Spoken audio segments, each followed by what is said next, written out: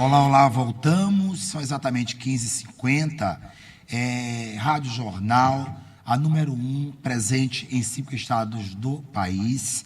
Conosco agora a presença de Dr. Ricardo Ramos, que já está conosco aqui, né, para falarmos sobre um dos casos mais complexos de Sergipe no último ano, que foi a morte, o primeiro assassinato do advogado José Lael, doutor José Lael, e depois, obviamente, tirou a própria vida a doutora Daniele Barreto. Foi uma tragédia social muito grande vivida por uma sociedade em que todo mundo basicamente se conhece, não é mesmo, doutor Ricardo Ramos? Seja bem-vindo ao Grupo Jornal e à Rádio Jornal, meu amigo. Bom dia, Demerson. Desde já agradeço. Boa tarde, né? Boa tarde. Desde já agradeço pelo convite. Rico, Luciano, acorda meio-dia, é o caso dele. ai. Mas desde já eu agradeço pelo convite para fazer alguns esclarecimentos. Agradeço também a todos os ouvintes da Rádio Jornal, do grupo Rede Jornal também, eu agradeço. E eu estou aqui para tentar explicar um pouco como as coisas estão acontecendo, porque primeiro teve aquela explosão de notícias, de informações, né? E hoje nós estamos vivendo em absoluto silêncio. Então as pessoas estão cobrando, e é um direito da sociedade cobrar, Sim. As pessoas estão cobrando e a gente quer resultado, não só a família, como um advogado, o ex-advogado, doutora Daniele, como seus amigos, como eu, advogado e amigo dela também. Então, todos estamos precisando de notícias sobre o caso. Houve várias conjecturas acerca da morte. Primeira notícia, o advogado, doutor Fábio Trindade. Doutor Fábio Trindade, meu querido amigo, inclusive, doutor Fábio Trindade, filho da grande jornalista Cássia Trindade, esteve aqui, né, e falou de que ficou sabendo do que ela tinha cometido, tirado a própria vida, à porta do presídio, porque ele estava tentando entrar, né? Quando já soube da notícia, ela tinha chegado há pouco tempo, no caso, à penitenciária, né? E aí várias alocubrações do tipo, a altura da doutora Daniele, né, propiciava para que se colocasse, né, um lençol e envolvesse-se no lençol a ponto de tirar a própria vida. Aí as pessoas começam a detectar. Uma pessoa comete ou tira a própria vida, ela vai ficar com um pé com sandália, outro sem sandália. Outro, a pessoa vai cometer suicídio, cai no chão segurando uma colher.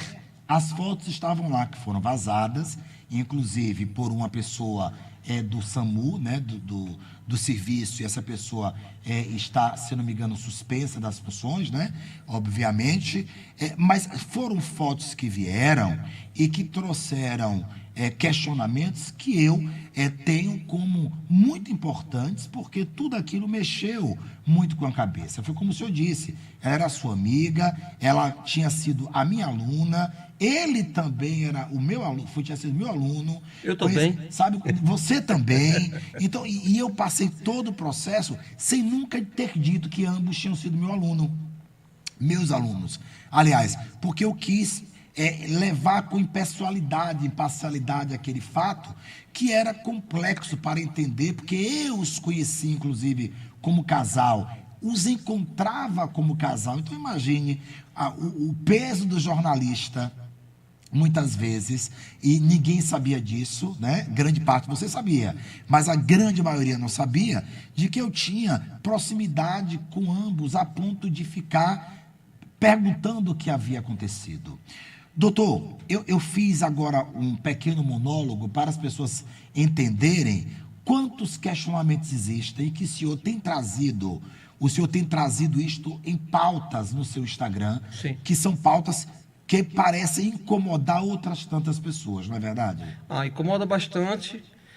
Primeiro porque eu não gosto de tergiversar, eu não gosto de lucubrar nada e também não tenho medo de quem vai achar ruim ou também quem vai fazer qualquer tipo de elogio. Não Sim. estou aqui para agradar ninguém, Sim. só a Deus. Sim. Mas várias coisas aconteceram, inclusive até ameaças chegaram a mim pelo Instagram, muitos julgamentos sociais, tanto em defesa da Dani como em defesa de Lael. Não vamos aqui falar sobre isso, sobre Exato. esse mérito, porque não Exato. interessa para a Exato. gente. Isso a justiça está cuidando. Exato. Né? Mas a gente está passando por um momento, nos últimos anos, chamado Tribunal das Redes Sociais, onde todo mundo acha que tem o seu direito de falar e tem certeza que pode julgar, quando na verdade, muitas coisas que acontecem em um fato como este, elas não são mostradas para a sociedade. E isso dá margem para que todo mundo interprete as coisas de forma diferente, como está acontecendo agora com esse silêncio abissal do Estado na investigação e na condução dessa investigação do suposto autoextermínio de Dani. Autoextermínio utiliza-se agora, né? Mais apropriado, né? O autoextermínio, quanto também o critério respectivo. Há um outro ponto, eu quero que o senhor volte a falar sobre isso, doutor, acerca que isso chocou muitas pessoas. No dia em que houve a prisão, né, da doutora Daniele como suposta mandante do assassinato, algumas pessoas me ligavam, né, muitas pessoas me ligavam, chocadas. Eu tive 2 ex-alunos médicos, colegas dela também, que entrariam em cirurgia e não tiveram condições de fazer as cirurgias e suspenderam.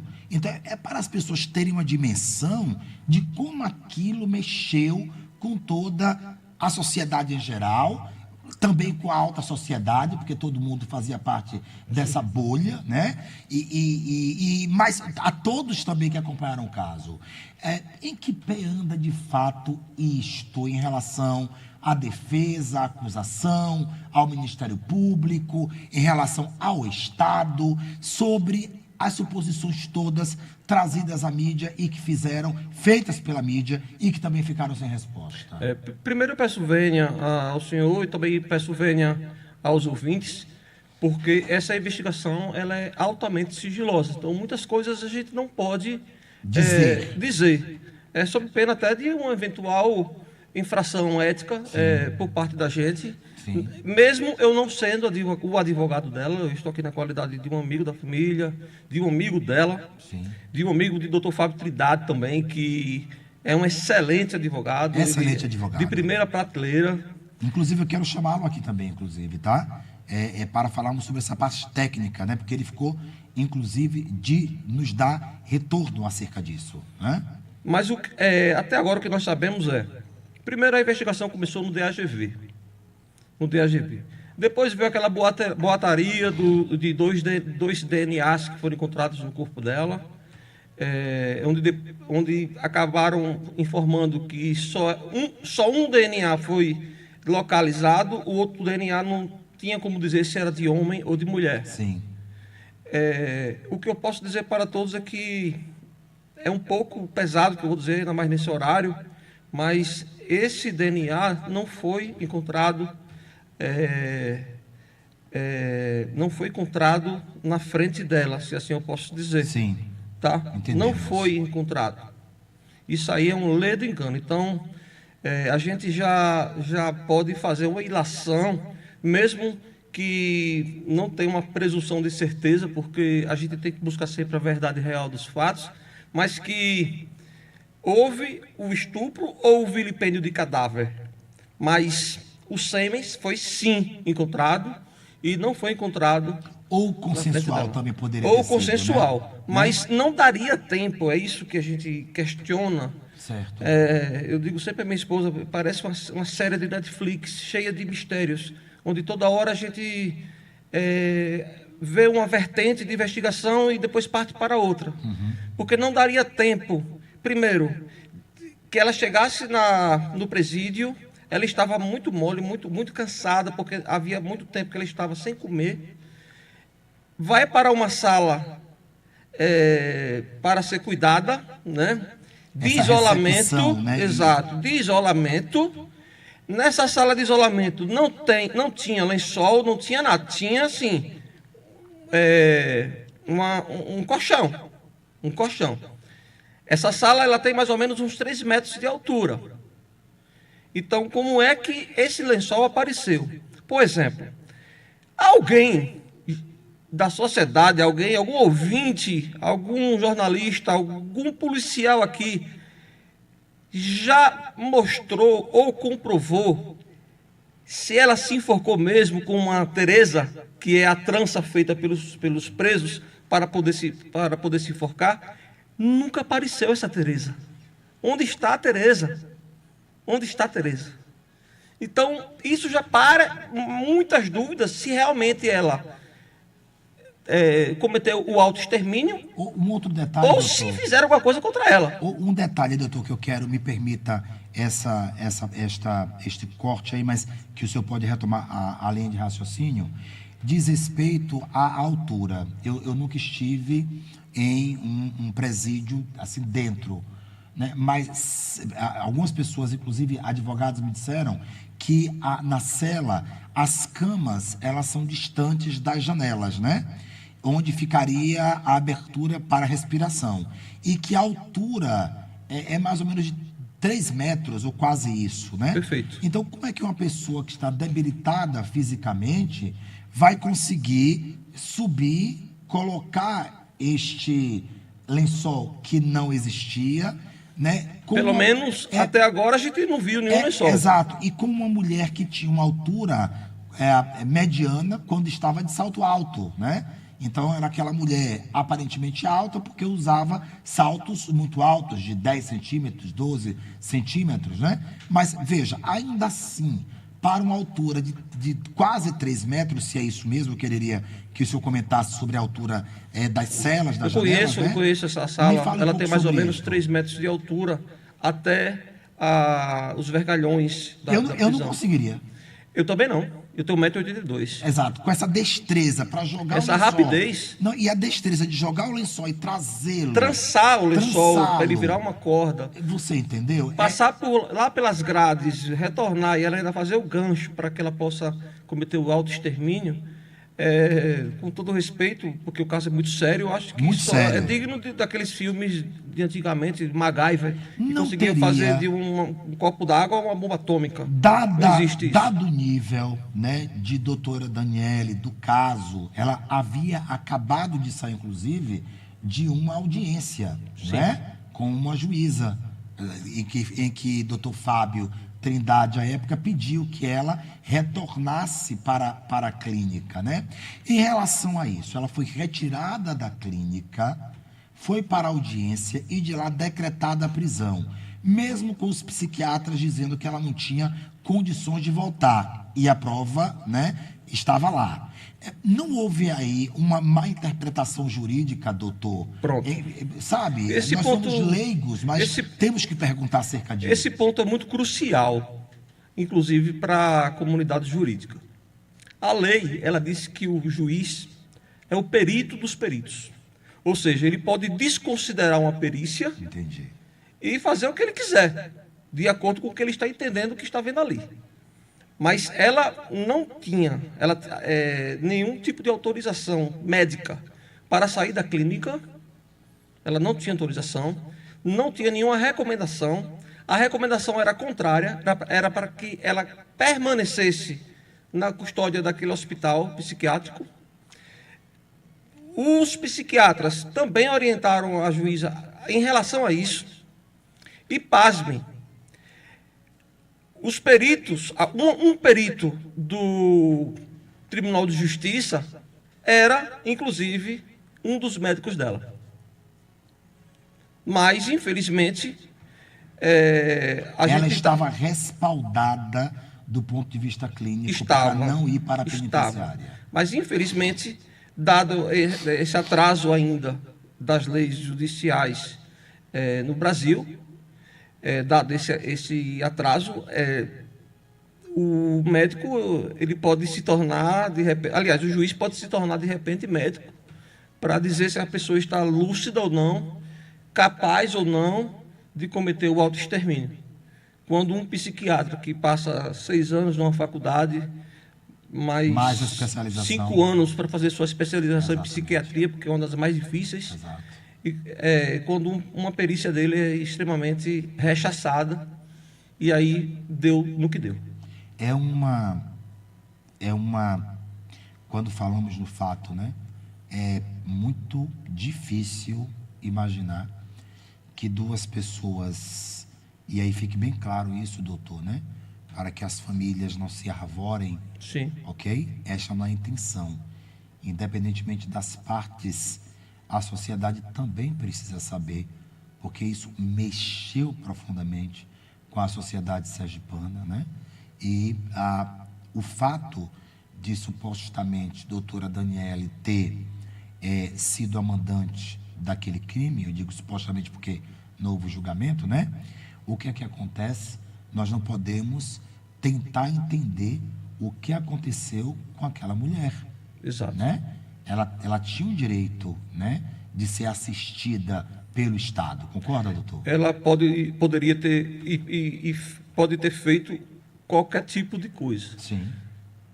mas ela, mesmo assim, tinha todo o direito à dignidade da pessoa humana, a ser tratada como ser humana, e não como ela foi tratada. Não só ela, como qualquer outra pessoa que foi Que presa, passar por uma situação. que passar por isso. Não só ela. Sim. Então, a todo ser humano é dado a ele o direito de ser tratado como ser humano. Como é que fica agora isso? O senhor falou sobre um silêncio abissal, e de fato é real isto, né?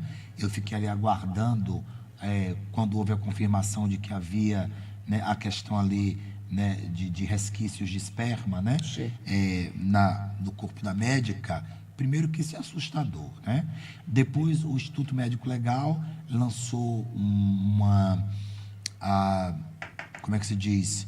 Um esclarecimento, Uma nota de esclarecimento. Uma nota de esclarecimento dizendo que seria absurdo pensar em que pudesse ter havido, né, lá o vilipêndio do cadáver, né, dela pós-mortem, né? Enfim. Mas veja, seres humanos são seres humanos, ninguém está acusando ninguém. Mas onde está, então, a resposta, dado o processo técnico do IML, né, a satisfação à sociedade? Porque isso, do ponto de vista jornalístico, me incomoda ter que apagar uma história porque alguém não quer dar resposta. Olha, a OAB, através da Comissão de Direitos Humanos, Sim. ela já chegou junto, ela está em cima dessa investigação. Essa investigação também, ela está sendo operada pelo Ministério Público, não só a polícia, mas pelo Ministério Público. Porém, para você ter uma ideia, nem o nome dela aparece como caso, como vítima ou como investigada, nada, não aparece. São só números. Ninguém tem acesso. Ninguém, absolutamente ninguém tem acesso a essa Essa falta de investigação. acesso que determina é a justiça, é uma das partes da família? Foi a justiça. A justiça. Foi a justiça. Doutor Fábio, ele tem acesso a isso, mas ele fica muito incomodado porque, como ele faz parte do processo, ele está ali como causídico, como defensor de Dani, ele realmente fica muito adstrito ao que rege a lei, e ele não pode falar como eu estou falando aqui agora. Eu falo como ser humano, como amigo dela que eu fui, mas eu também estou falando como advogado. Que questiona, né, também, né, também doutor? estou falando como advogado. Então, unindo um ao outro, eu acredito que esse resultado vá sair. Mas eu acredito que esse resultado só saia depois das eleições. Entendi. Para pouco entendedor. O senhor traz aí uma lebre bem importante, né? Porque, óbvio, mexe com a obrigação do Estado em proteger, né, uma detenta, seja ela quem for, né, quando está naquele presídio. Portanto, o responsável totalitário é o Estado. Seria isso que o senhor Exatamente. quer dizer Exatamente. e está dizendo de fato. Exatamente. Até porque o Ministério Público faz parte do Poder Executivo. A polícia faz parte do Poder Executivo. Do Judiciário é só o juiz. Mais ninguém. E já se foram vários meses que aconteceu esse suposto autoextermínio, e a sociedade até Já agora faz está... pouco mais de 3 meses. E a sociedade ainda está pasma com isso, e quando a gente levanta essa matéria, incomoda muita gente. Tanto do lado de lá, como do lado de cá, como também da própria política em si. E nós, como entes políticos que somos, acabamos por, muitas vezes, julgar o que a gente não está vendo e o que não está acontecendo. Talvez, se houvesse um pouco mais de transparência, a sociedade não estaria cobrando tanto. Ou a sociedade também, boa parte dela, não estivesse desacreditando na justiça, achando que tudo foi abafado e que vai ficar por isso mesmo. O senhor, como advogado criminalista, né, com muita experiência, inclusive, no processo, acha que isso vai ser resolvido em algum momento, né? Acha que isso vai passar e talvez, a gente sabe que o tempo é um grande amigo e um grande inimigo, né? Porque para alguém ele faz a benesse. E como é que fica isso com o seu olho clínico de advogado criminalista já há muitos anos, doutor Ricardo? E não vou falar muitos e muitos anos, porque aí eu vou, inclusive, explicitar a minha idade, não é essa a minha intenção. E a minha. Olha, fazendo uma anamnese. A Luciana disse que só quem esconde idade aqui é a mulher. Luciana, eu não sou mulher, não, Pois mas eu não vou dizer a minha, não. Eu tenho muito orgulho de dizer que tenho 63 anos. Mas você está jovem demais, é por isso que você abre a boca e fala assim. Por favor, doutor. E nós de cabelo branco, de cabelos brancos, a gente está na Eu moda, viu? não estou de cabelo branco, não. Mas a gente está na moda. Eu estou resistindo à pintura, meu amigo. Olha, última notícia antes do doutor Ricardo voltar. Decisão de Moraes abre espaço para a prisão domiciliar. Defesa do ex-presidente aponta estado de saúde fragilizado. Gente, é óbvio que ele está fragilizado. Né? Vamos ser sinceros. Ok? As pessoas... É preciso interpretar a política sem paixões. Política é algo que move a humanidade, mas independentemente, veja, um homem com 70 anos, ok? Que, vamos lá, não é um homem 70 que fez ginástica a vida inteira, que comeu a vida inteira. Era um homem que comia qualquer coisa, né? Era um homem que não se cuidava tamanhamente. Então, bote aí 70 com um corpo de 80 muito maltratado. Nós temos que ser sinceros. Você conta que passou por diversas cirurgias. 9 cirurgias, né? 9. Está tendo os espasmos. Tecnicamente é comprovado lá. Me desculpe, tá? Independentemente de partido, eu sou muito impessoal. Qualquer pessoa pode falar o que quiser nesse momento.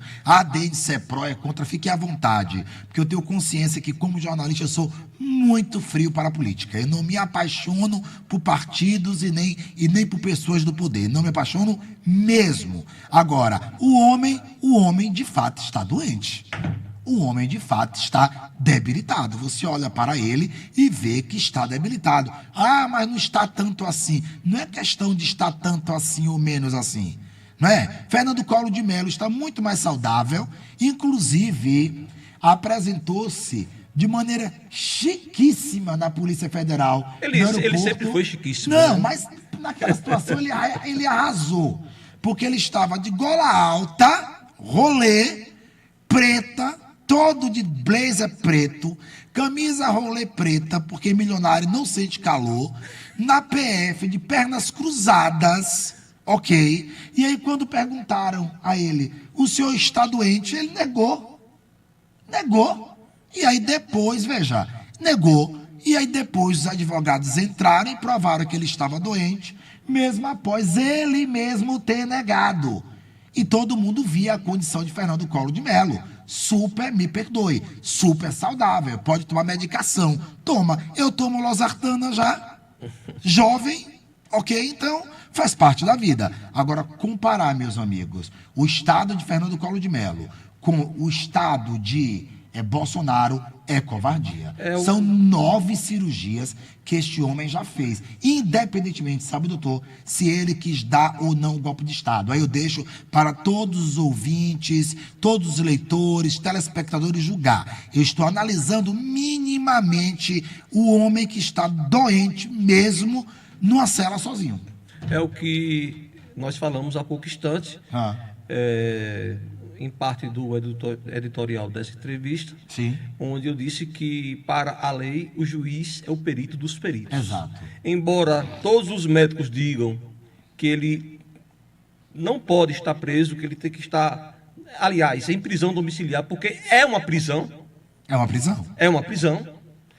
A diferença é que você fica em casa, mas o ministro Alexandre de Moraes entende que ele não está doente. Agora veja, a ponto de ficar em prisão domiciliar. Agora veja, vamos só analisar aqui, tá? Golpe de Estado é uma coisa séria? Vamos lá, o STF já disse que ele fez o golpe de Estado. Ok, não vou contestar o STF, é sério.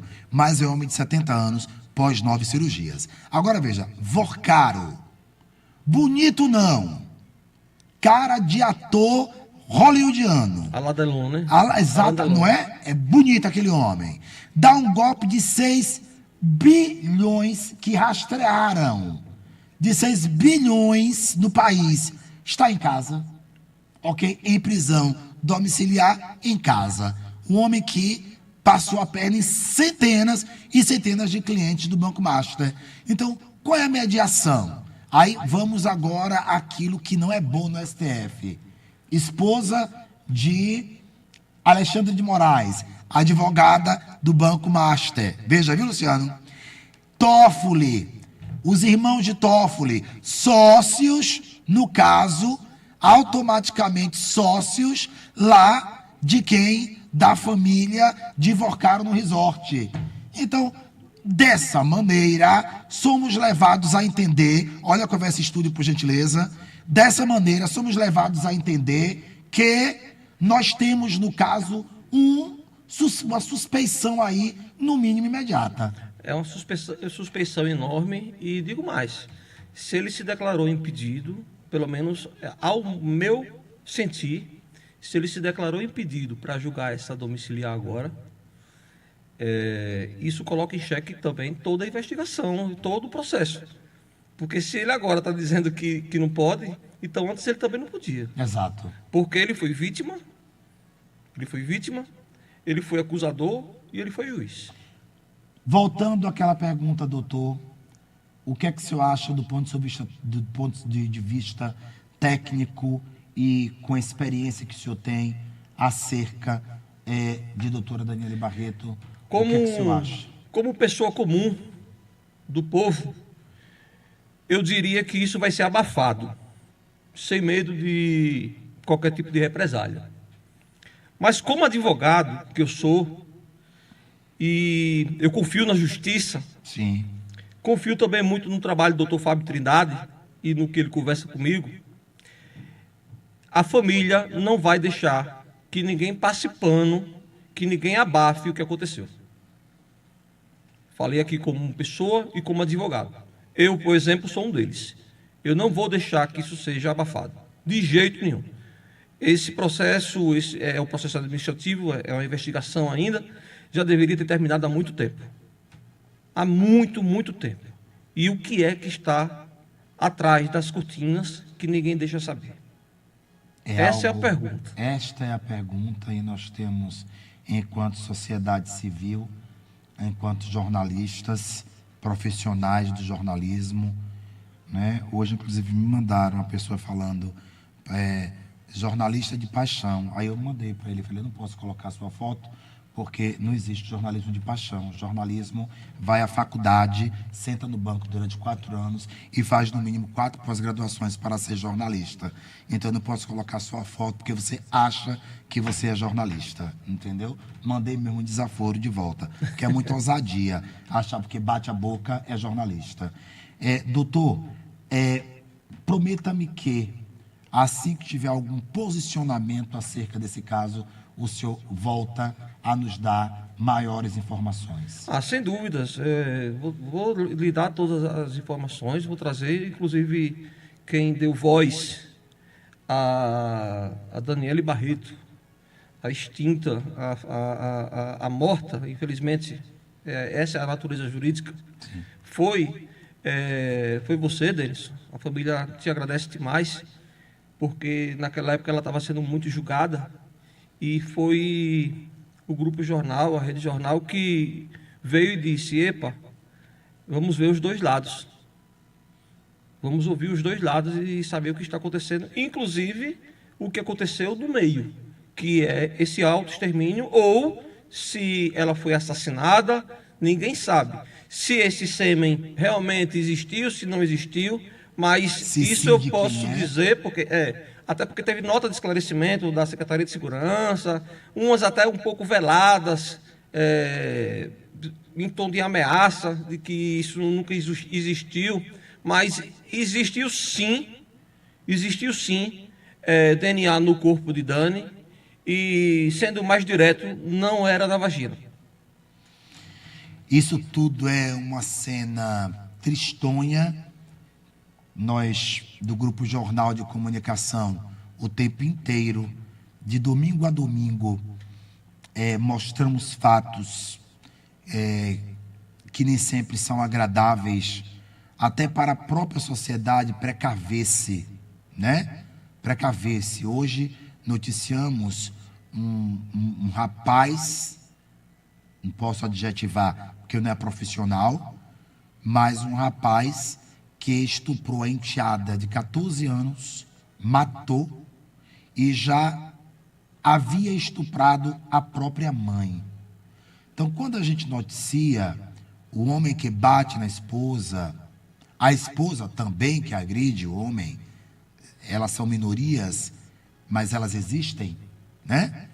Nós mostramos para que a sociedade saiba até como educar seus filhos e como conviver em uma sociedade que não é mais aquela em que as pessoas, não se perdiam tanto nos valores. Então, as informações chocam, mas é para que nós liguemos o alerta para continuarmos vivos e sobrevivendo na sociedade brasileira, né? É uma ideologia minha. Eu não pego esse tipo de causa. Eu sou criminalista há 18 anos, já fui delegado também por 5 anos. Mas esse tipo de causa, feminicídio, estupro, eu não pego. Eu prefiro morrer de fome, mas eu não pego. É uma questão, né, ideológica. Conduta, né? Exato. Conduta. Ideológica. E não condeno os advogados que pegam essas ações. Ok. Até são escolhas. Alguém vai ter que defender, todo mundo tem o direito do seu devido processo legal, o contraditório, o senhor pesa muito nisso aí, a questão da espiritualidade, doutor? Eu peso muito nesse caso sobre a espiritualidade, principalmente porque eu tenho 2 filhos, uma menina e um menino. Eu tenho uma esposa que também tem 2 meninas. E eu não queria estar, Deus me livre que isso acontecesse na minha família, porque ninguém está imune ao cometimento de crimes, e se acontece isso com alguém da minha família, eu acho que, com certeza, eu sentaria no banco dos réus. Eu estou falando aqui agora como um ser humano. E os casos têm aumentado tanto, né? Tem aumentado muito, porque as pessoas estão começando a não ter mais medo de falar. Exato. Mas isso sempre aconteceu. Elas sabem que elas são gravadas e elas batem mulheres na rua sabendo que alguém vai ver. Hoje a gente vive um Big Brother. Isso. Né? Tanto institucional, no sentido de a prefeitura grava, o Estado grava, como toda casa tem câmera, todo prédio tem câmera, todo estabelecimento comercial tem câmera. Então, veja o caso do rapaz, né? Supostamente que matou o irmão. Sim. Veja, as câmeras ali, a sequência da moto... Não existe crime perfeito, não tem como, ainda mais neste viés. Só se for abduzido. Exato. Né? Ainda porque mais sobe e vai embora. Se não, a rota, ela é toda. Você consegue hoje, e aí, se eu estiver errado, o senhor pode dizer, doutor, montar o meu dia todinho da hora que eu saio de casa até a hora que eu volto. Concorda? É só jogar a placa, A placa, sinal de celular, né? sabe tudo. O cruzamento. Então, como é que alguém acha que pode matar alguém, né? Ainda, como é que o homem bate na mulher na rua e acha que isso vai passar de maneira imperceptível? Não, nós temos que tornar as leis muito mais rígidas, prender mesmo para ver se as coisas mudam. Inclusive, eu não Absurdo. sou contra esse Big Brother, né? Esse, Eu também não. abre aspas, esse stalking, de ter câmeras em tudo que for lugar, a prefeitura, o Estado, seja lá quem Exato. for. Eu não sou Eu contra. também não. Se está vindo para o bem, Exato. é maravilhoso. Exato. A gente se sente mais seguro. Se não fosse as câmeras agora, esse crime aí do rapaz de 30 anos não teria sido desvendado. Né? Exatamente. Então, Mário Leone, André Davi ali, e aí, não vou colocar em discussão essa Claro. briga entre eles. Mário Leone quer o crédito do Estado, André Davi diz que o crédito é do município, e aí Fábio dá a declaração, mas a gente sabe que já entra o teor político no meio. Não é esse o caso. Vamos nos ater à câmera. As câmeras, Pula esse assunto. não é? Que é quente. Isso vai acontecer na hora certa. Mas as câmeras ajudaram mesmo a desvendar. Então, por mais câmeras assim, e que essas pessoas saibam que elas estão sendo filmadas, né? Quer dizer, não dá para normalizar isso, né, doutor?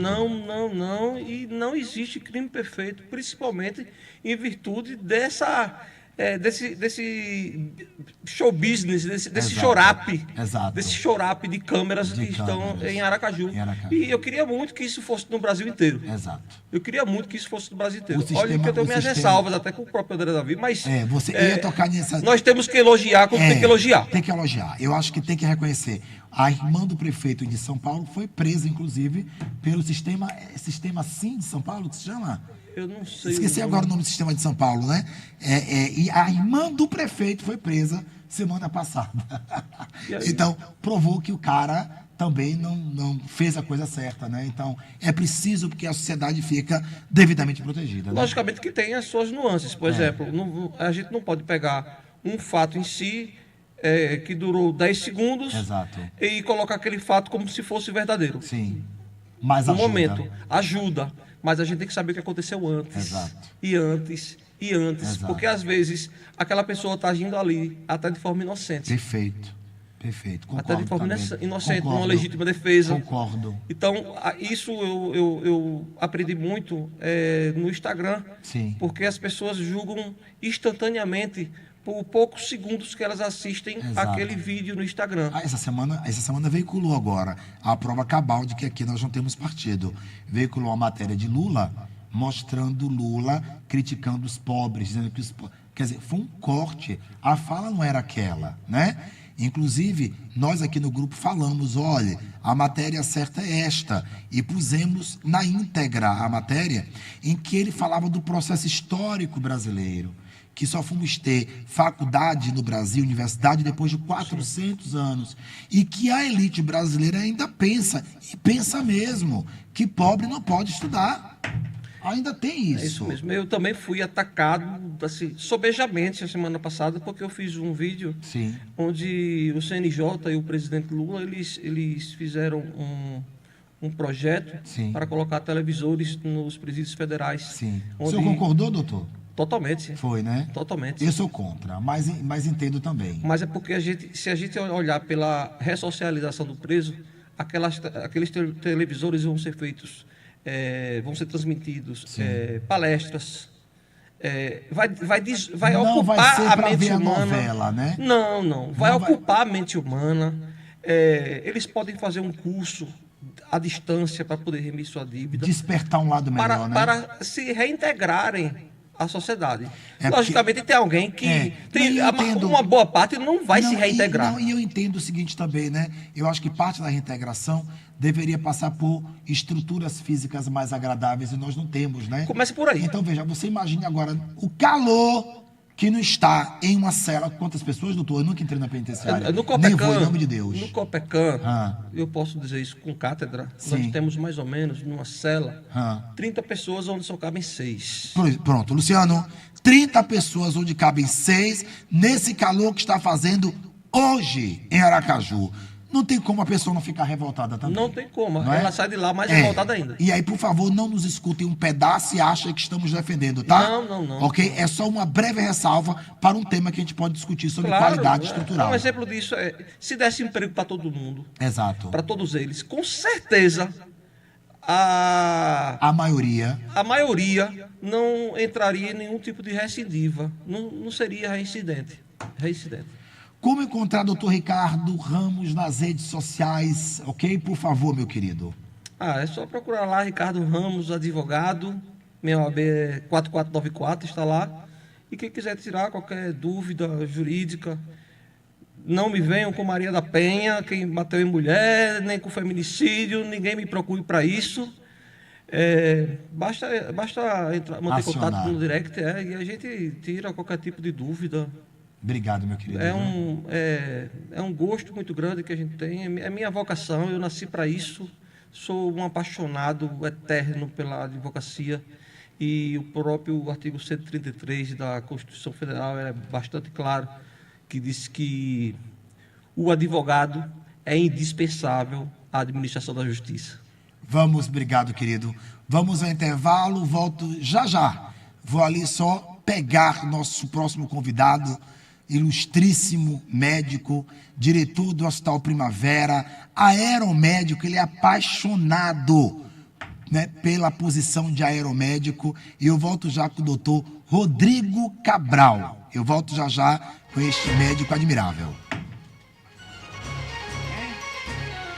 Estamos apresentando Denison Ventura, entrevista, aqui na FM